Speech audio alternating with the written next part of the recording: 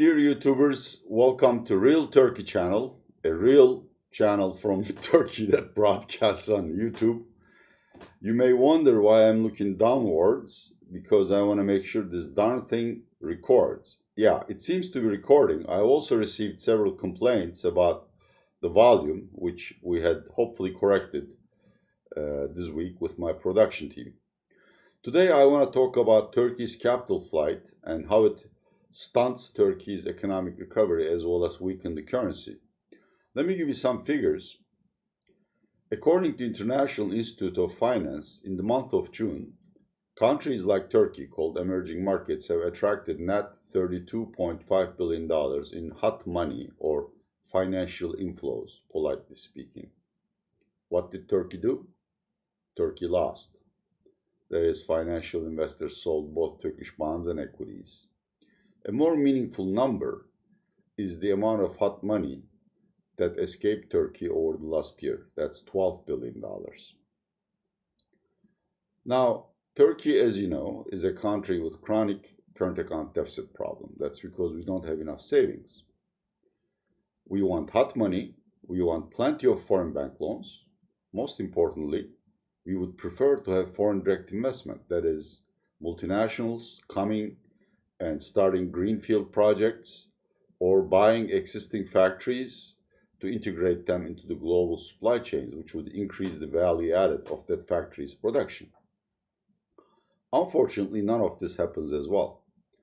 One of the biggest disappointments to Erdogan administration and to people like me who follow business news was the decision by VW to cancel its plans to erect a car plant in Manisa, Turkey. VW's official explanation is that there is not enough demand. Again, this is my personal suspicion. I can't prove it, but I think they were worried about erratic regulations in Turkey which change every day, tax uncertainty, and the ever-lingering fear of the government illegitimately or surreptitiously confiscating foreign assets. Not that this happened, but the Turkish government came pretty close by claiming that it wants to take over uh, the shares in İş Bankası. This is kind of difficult to explain. İş Bankası was founded by Turkey's founding father, Mustafa Kemal Atatürk, who also owned some of the shares, which were given to the main opposition party, to CHP, with the proviso that CHP would never draw a dividend or have any say in the credit, active or passive, decisions of the bank. CHP just has directors in the board of directors. Mr. Erdogan claimed that's against the law. Political parties can't own banks, and therefore the share of CHP ought to be turned over to the Treasury. Now, that would be confiscation in the sense that, wills are sacrosanct. And if someone will do something, the government taking over it is simply not good practice. Anyhow, Turkey is starving for foreign capital. On Friday, Fitch wrote a report commenting on Turkey's financial situation. I am merely quoting Fitch. It says central banks' gross reserves, FX reserves, are not actually $90 billion, but down to $30 billion. Given that Turkey has $160 billion of foreign debt coming due in 1 year, as well as a current account deficit, central bank has no ammunition left. In fact, while Fitch hopes that Turkey's current account situation will improve in the second half of the year, it also adds that Central Bank of Turkey has very little ammunition left to intervene in the currency market if there is any kind of speculative attack on Turkish lira. Turkey's central bank is steadily losing reserves. For one thing, because foreign capital is fleeing Turkey. Secondly, because Turkish banks and private sector no longer wishes to borrow adequately abroad because there is really no profit opportunities in Turkey. As far as regulations and why, despite relatively cheap valuations in both bond and equity markets, foreign investors shun Turkey, is what the administration of the Istanbul Stock Exchange did. On 26th of June, it has lifted the short selling ban simply because the index compiler MSCI warned Turkey that if the short selling ban continues, Turkey may be demoted from the MSCI Emerging Markets Index and put in isolation in a standalone category or kicked down to the frontier market status, which seems to have spooked Turkish authorities, so they suddenly lifted the short selling ban.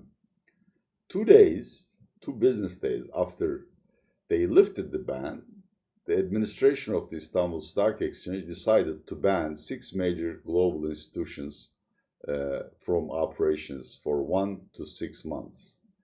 UBS is among them, JP Morgan, I believe. I don't exactly remember. Neither is it important.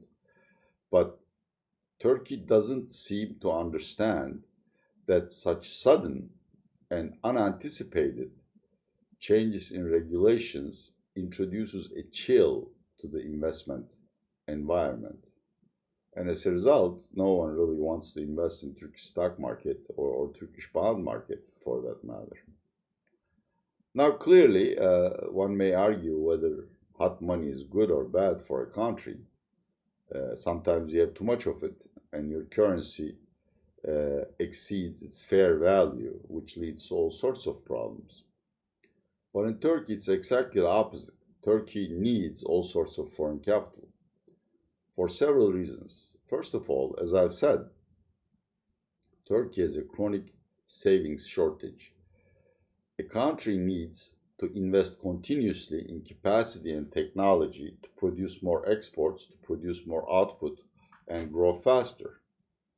Since savings are not sufficient to finance private sector investment, usually we borrow from abroad and import investment goods or raw materials. Doesn't really make a difference.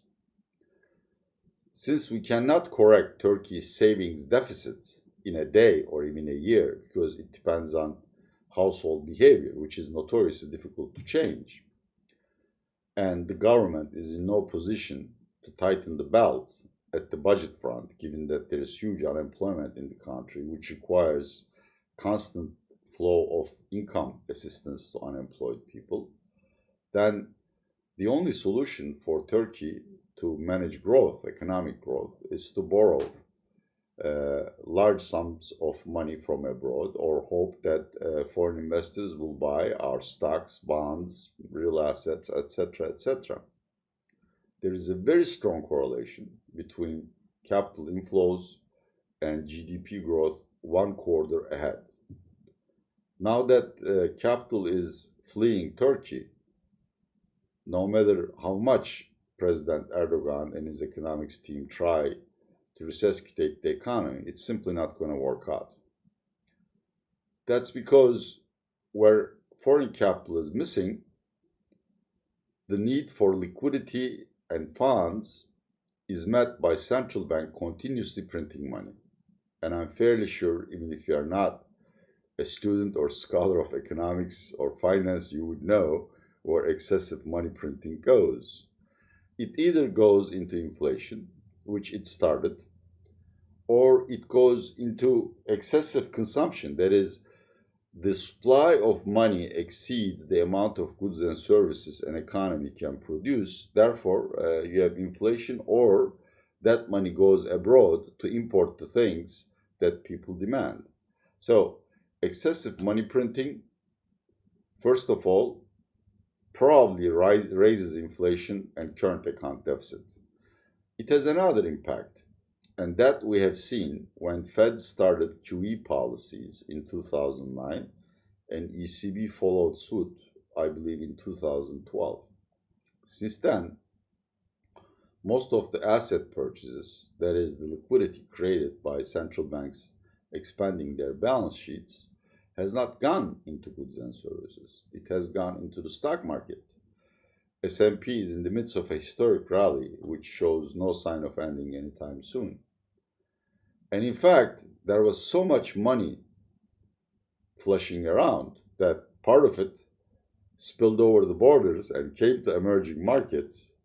This is why emerging markets, in particular the bonds of emerging markets, is staging a magnificent rally, even though the major emerging markets, except China, such as Brazil, India, Russia, Turkey, South Africa, are in the midst of a severe health crisis. Brazil, I think, had more than 1,000 people dying of COVID-19. India is now second after Mexico, I believe, in emerging markets in terms of cases, and they are accelerating. South Africa reported 10,000 cases. Turkey is still reporting 1,200 cases or so a week, but my understanding of what the medical experts are saying is that cases will accelerate as all of the restrictions are lifted, as in the case in the United States. So really, emerging markets has no story, can't really grow as long as they have to spend all of their savings on fighting COVID-19.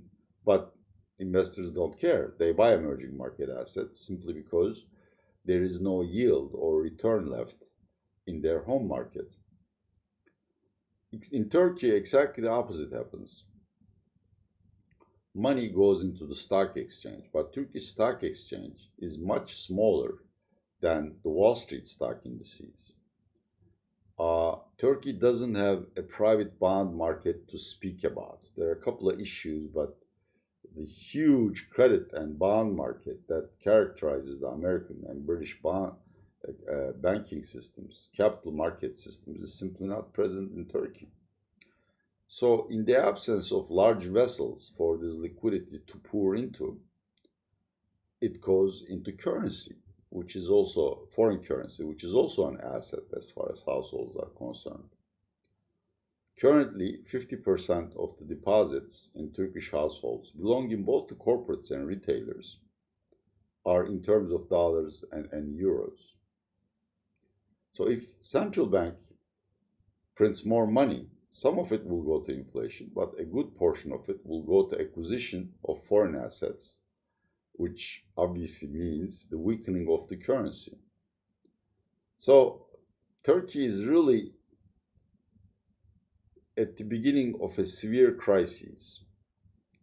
It can't grow steadily or in a sustainable manner simply because it doesn't have the fuel for growth, which is financial funds. It can't keep its currency strong simply because there is no dollars and euros coming into the country, and the central bank has wasted 60% of its resources in a futile effort to control the exchange rate. So, and finally, inflation is rising, which ought to be suppressed by the central bank raising interest rates, which it refuses to because Erdogan doesn't allow the central bank to raise interest rates. And we end up in a strange situation, where neither the interest rate nor the foreign exchange, the currency, is in an equilibrium.